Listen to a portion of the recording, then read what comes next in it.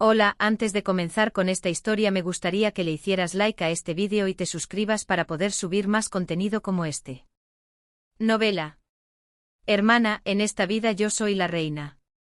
Episodio 296, El aguafiestas. El señor Bernardino llamó cuidadosamente al príncipe Alfonso. Alteza.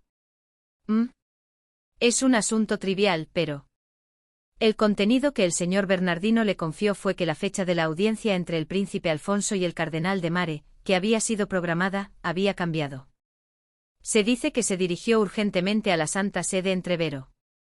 La audiencia tendrá que posponerse hasta su regreso, lamentablemente. El señor Dino leyó la pregunta ¿por qué? En la expresión del príncipe. Todavía es confidencial, pero se dice que el Papa Ludovico está gravemente enfermo. Cardenales de todo el continente se están reuniendo en Trevero. Dicen que es para orar por la recuperación segura del Papa, pero... Preparación para el cónclave. El cónclave era una reunión secreta en la que todos los cardenales se reunían para elegir al próximo Papa cuando el Papa anterior fallecía. No se revelaba quién votaba por quién, y si no se elegía al próximo Papa por unanimidad, se votaba de nuevo una vez al día mientras permanecían confinados hasta que se lograra. ¿Cuál es la estructura de poder exacta ahora? El Papa Ludovico aún no tenía más de 50 y tantos años. Aunque no se le podía llamar joven, tampoco tenía edad para morir de vejez, y era conocido por su buena salud. Por lo tanto, naturalmente no había un sucesor designado por el Papa, ni un candidato activo trabajando en secreto. Existe un conflicto entre la facción protestante liderada por el Papa Ludovico y la facción católica antigua liderada por el cardenal de Mare. El que tenga más votos será el próximo Papa. Los cardenales del reino etrusco, el reino de Salamanca y el reino de Gredo tienden a apoyar la antigua fe, pero el resto, se puede considerar que todos son protestantes. La Alianza del Norte será protestante sin duda. Sí, gálico era el voto indeciso, por así decirlo. Deben haberse aliado con el Papa a raíz de la Guerra Santa. Exacto. Alfonso sonrió. El señor Bernardino, desconcertado, se miró al espejo de la pared por reflejo para revisar sus dientes frontales.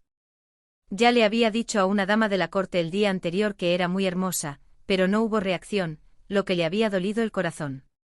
Resultó que tenía lechuga entre los dientes y se había frustrado pateando las sábanas al acostarse.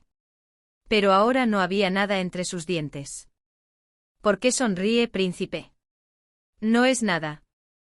Sin embargo, Alfonso, sin saber el miedo del señor Bernardino, se negó a decírselo. Príncipe. Solo ante la insistencia del señor Dino, Alfonso abrió la boca. Pensé que si todo salía bien, el anhelado deseo del cardenal de Mare podría hacerse realidad. ¿Qué el anhelado deseo del cardenal de Mare? El señor Bernardino dudó un momento y luego preguntó. ¿La elección del Papa? Alfonso solo sonrió y no respondió. La estrecha relación de Gálico con el Papa duró solo mientras el Papa estuvo vivo. Con el fin de la guerra, es decir, la Guerra Santa, su acuerdo terminó. Para ser exactos, el Papa Ludovico solo se había ocupado de lo que iba a recibir y aún no había devuelto la compensación a Gálico. Y el Papa Ludovico yacía enfermo sin haber establecido un sucesor firme. Esto significaba que no habría un próximo Papa para pagar la deuda de Gálico, fuera cual fuera. El señor Dino, que estaba dudando, preguntó de nuevo.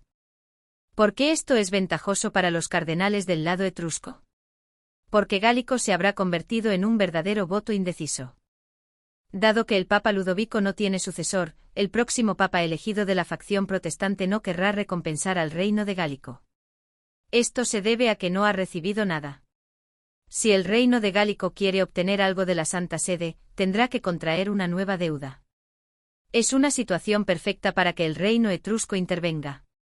Sin embargo, no había nada que se pudiera hacer ahora. Mucho menos sentado en San Carlo. Hubiera sido bueno haber previsto esta situación, pero Alfonso era solo un príncipe, no un príncipe heredero. Esto era responsabilidad de su padre. A pesar de la doble dificultad de la incompetencia y el mal carácter, el rey de este país era, de todos modos, León III. El príncipe preguntó entonces. ¿Pero por qué el Papa de repente? La distribución de recompensas después de la muerte del Papa es mucho más importante que porque cayó Ludovico, cuán tristes están los que quedan o si el difunto arregló bien su vida.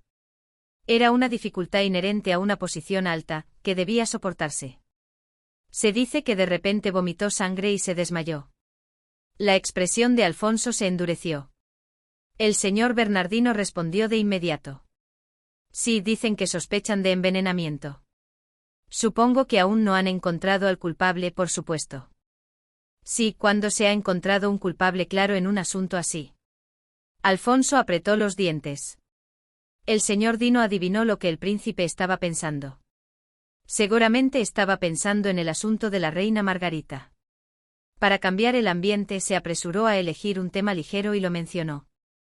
Por cierto, Su Eminencia el Cardenal de Mare se ha perdido una buena oportunidad de ganar dinero. La curiosidad apareció en los ojos de Alfonso. El señor Dino suspiró aliviado. Uf, qué alivio. ¿Sabe?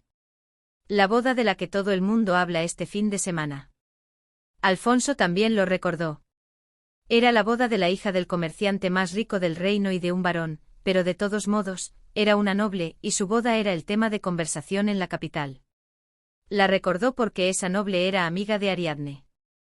Se dice que el cardenal de Mare iba a oficiar esa boda. No sé cuánto, pero el costo del viaje no habría sido poco. El príncipe soltó lo primero que se le ocurrió. Es la boda de un comerciante, pero tiene contactos impresionantes. No son los contactos del comerciante, sino que me enteré de que fue arreglado por los contactos de la amiga de la novia. Se dio cuenta de que había dicho eso sabiendo todo, solo para escuchar esa respuesta del señor Bernardino. El señor Dino preguntó. Esa persona también vendrá, no tiene intención de asistir, príncipe. El señor Bernardino no conocía bien la relación de Alfonso y Ariadne, que se había deteriorado terriblemente después de la intervención de Lariesa y Elco. Solo sabía que Alfonso había subido a San Carlo a través de la nieve cuando estaba en el reino etrusco, y que habían disfrutado de dulces citas en un carruaje, lejos de las miradas de la gente. Alfonso sonrió.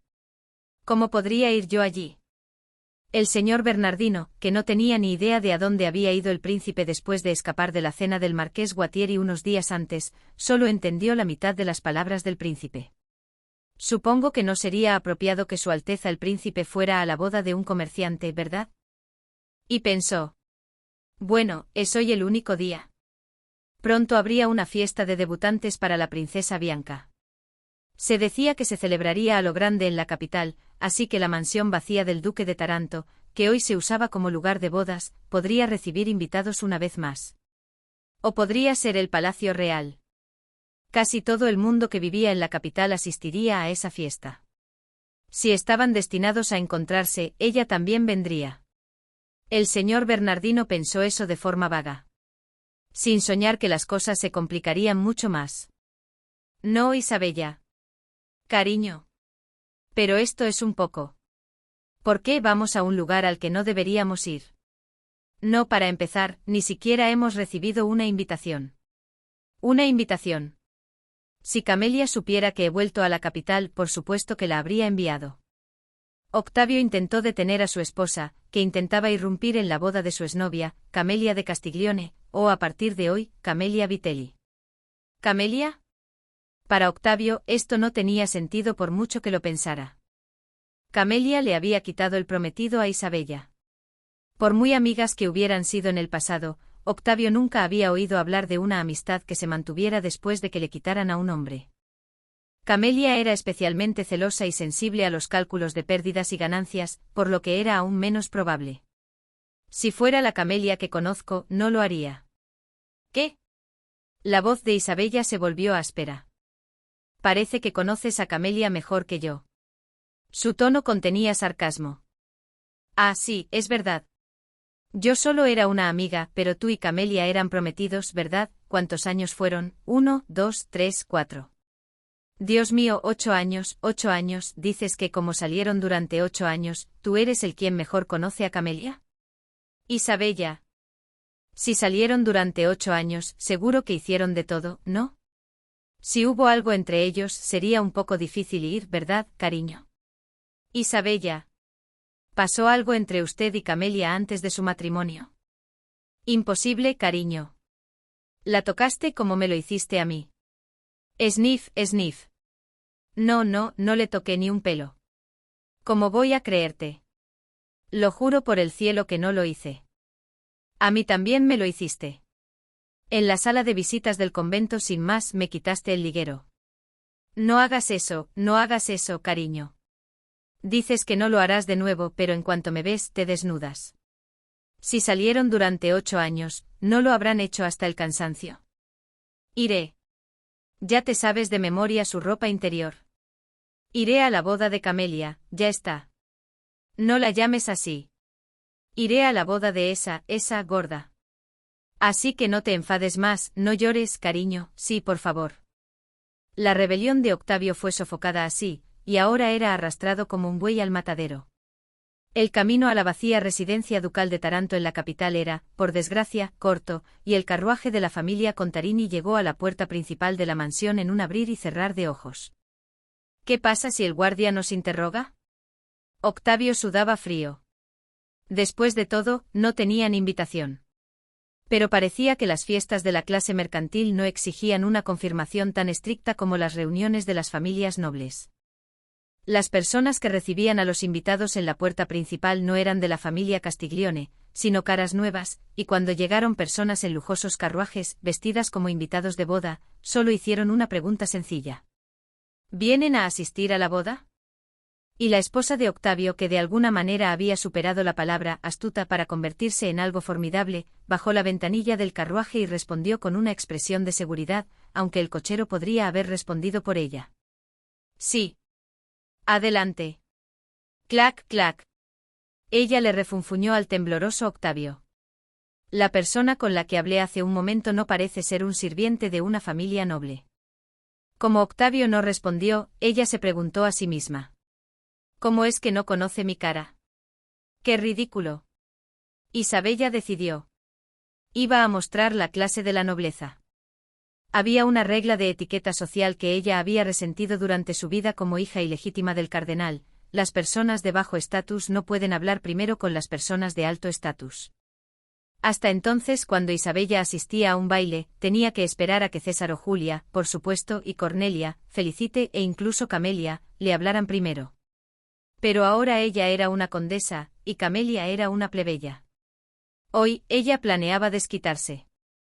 Muchas gracias por su asistencia hoy. Por favor, feliciten de corazón a los novios por su nuevo comienzo. Al bajar del carruaje y entrar al salón de banquetes dispuesto en el jardín de la mansión, Isabella vio a un hombre que parecía ser un mayordomo, o alguien de alto rango, inclinándose 90 grados para saludar. Isabella no conocía su rostro cuando el representante Caruso comenzó a visitar la gran mansión de Mare para ver a Ariadne. Él no era más que un contrabandista de principios de año, por lo que Isabella no tenía ningún interés en él, pero él era el novio de hoy, el representante Caruso. Isabella caminó con altivez, pasando junto al representante Caruso. Ni siquiera lo miró a los ojos. El representante Caruso se sorprendió y miró a Isabella, la embarazada con la barriga prominente.